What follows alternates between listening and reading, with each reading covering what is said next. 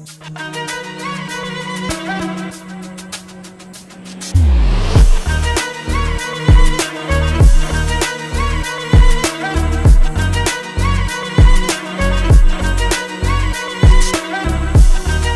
up, guys? Welcome back to the YouTube channel. I'm Turbo John. We're over here, got the race car in the garage, and we're about to adjust the valves on this thing. Big Block Chevrolet stud mount rocker arms, not the shaft style. So this is the very basic rocker arms on how you need to adjust them. Pretty easy. The shaft style is much easier to adjust, but I'm gonna show you how I do it here. The sequencing, getting everything rolling over to where it's good to go.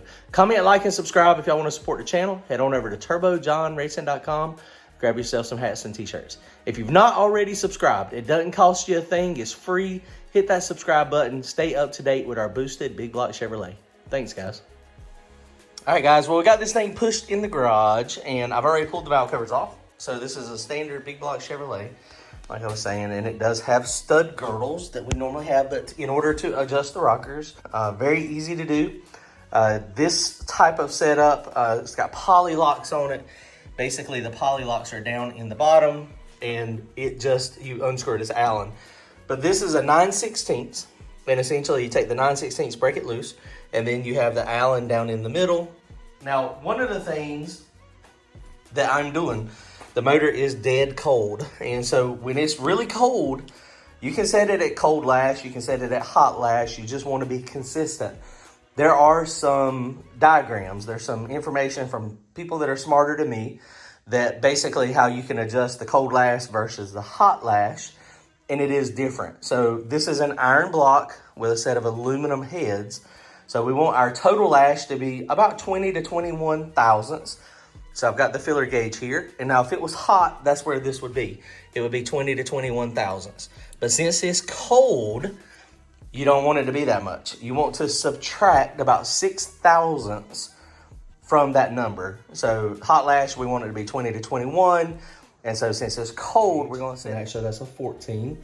So 14 should give us right at 21. You always want to, you can play with the lash. It does affect the valves, and it affects it more than you think, because either the first initial bit of lash has to be taken out before the valve starts to open.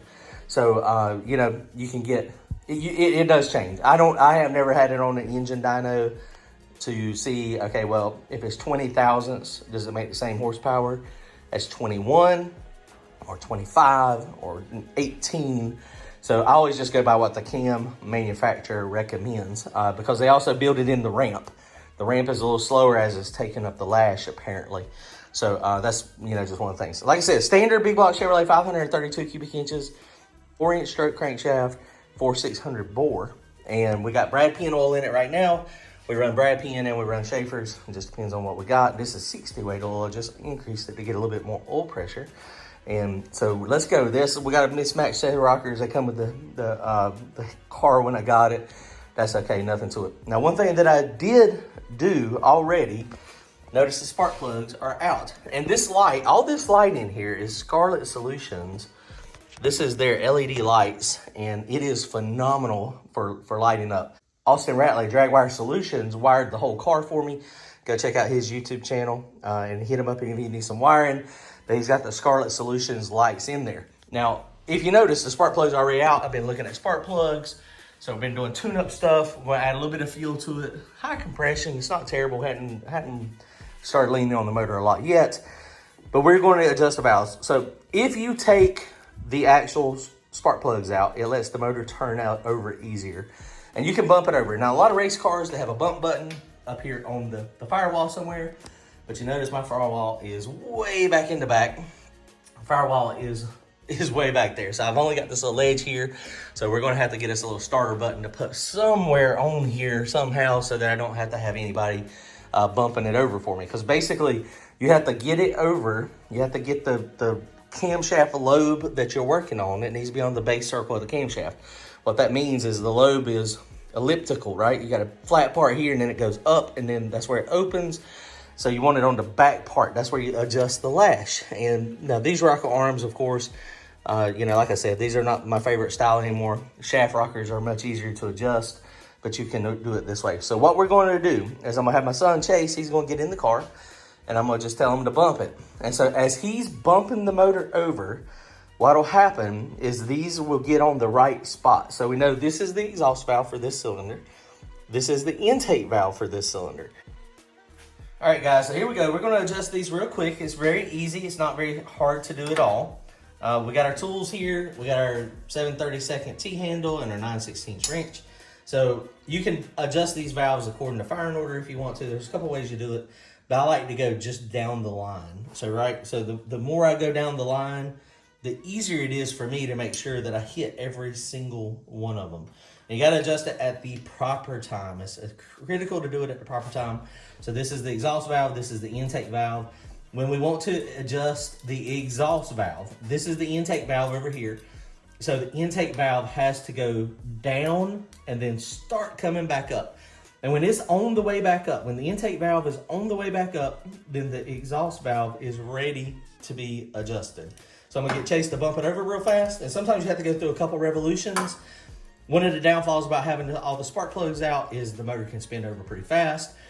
Sometimes that's good. It makes it easier. It's easier on the starter. It's just easier. But sometimes you need it to stop more precise, and it kind of will zing on by it. So whoever is in charge of doing your starter button on the inside, they just have to be pretty rapid with doing the button pushing. So I'm gonna get Chase to run it through real fast. All right, Chase, go ahead and bump it. Bump it. Bump it. Bump it. Okay, so I could have already adjusted it, but I'm gonna go back through the system one more time. Bump it. So the exhaust, so now we're waiting for the intake valve to go open. Bump it. Okay, it just opened. Bump it real fast.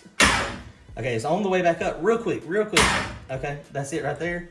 So now we're dead on the exhaust compression base circle, whatever you call it. So let's take this. I'm gonna take it and I'm gonna just loosen it up. And they've got some cool tools out there to make this easier to do. But what I do is loosen up the Allen, and then the actual nut is what adjusts the actual tension. So now we got some tension on here. So now what we want to do is tighten this while that's there. So now it's lost all this tension. So it's a little loose. So now let's turn it a little bit more. And basically the inside Allen jams up against the threads. And then that's how you know where it is. And each one is going to have a little bit of tension. Some of them will slide really easy. Some of them will slide really hard. And so you just want them all about the same. And so that's why I can feel the tension. It's got some friction here. And so now that exhaust is 100% set. And it's tight. Polylock's good. The girdle also holds these tight. So that helps. Okay, so now we're just moving on to the other one. That one's done. It's just that fast. So let's go ahead and bump it. Bump it. Bump it.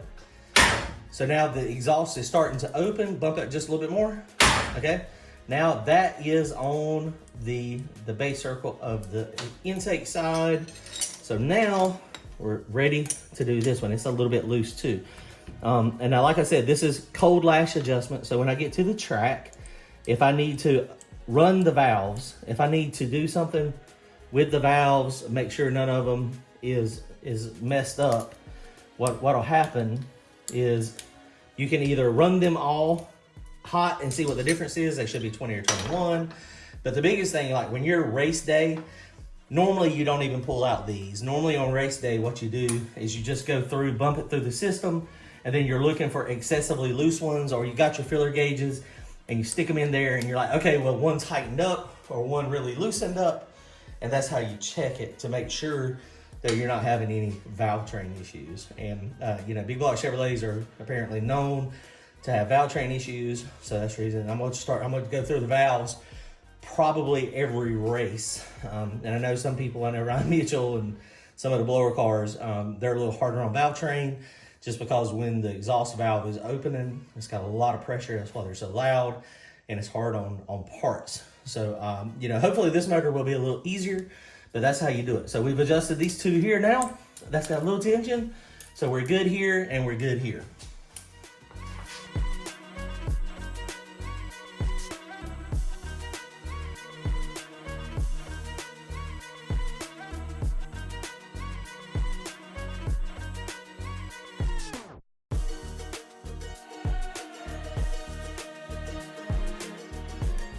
All right, guys, just that easy. This side is now done.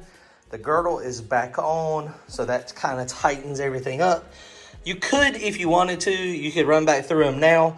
As long as the girdle goes on good and nothing is tweaked and none of the studs are bent, none of the threads are pulling out, as long as the girdle is the right one for the actual block and the heads, or for the heads, I'm sorry, then you shouldn't have any issues. But I have seen sometimes where the girdle tweaks a little bit, or maybe it's not exactly perfect, and it would kind of stand one of those up a little bit. And if it does that, it could alter your clearances a little bit. But normally that's not a big deal. So, all right, guys, well, that's it. That's how you adjust the rock arms on a big block Chevrolet. Comment, like, and subscribe. If y'all want to see more small block Chevy and big block Chevy content, follow the channel. Thanks, guys.